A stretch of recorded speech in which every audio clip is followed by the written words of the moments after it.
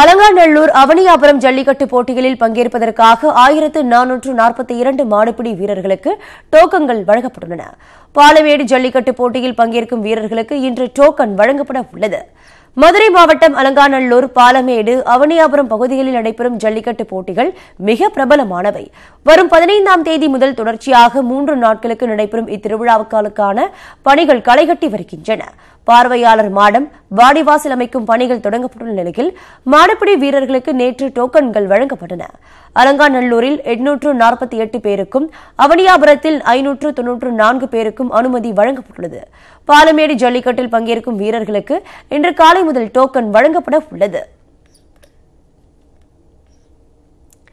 இதனிடையே மதுரை அவனியாபுரத்தில் ஜல்லிக்கட்டு நடைபெறவுள்ள இடத்தை உயர்நீதிமன்றத்தால் அமைக்கப்பட்ட விழா ஒருங்கிணைப்பு குழு தலைவர், முன்னாள் நீதிபதி ராகவன் மற்றும் குழு உறுப்பினர்கள், வழக்கறிஞர்கள் சரவணன், திலீப் குமார், ஆனந்த் சந்திரசேகர் ஆகியோர் நேரில் ஆய்வு செய்தனர்.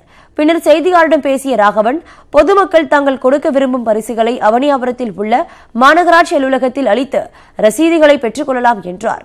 தனிப்பட்ட முறையில் பரிசுப் பொருட்களை வழங்கக்கூடாது என்ற நீதிபதி, பொதுமக்கள் தாங்கள் விரும்பும் நன்கொடையை வங்கிக் கணக்கில் செலுத்த வேண்டும் என்றார்.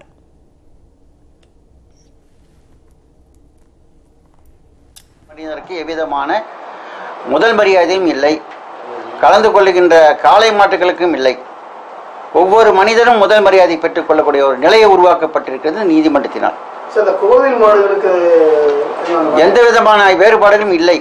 அனைத்து மாடுகளும் ஒரே ரகம், அனைத்து மனிதர்களும் ஒரே இனம்.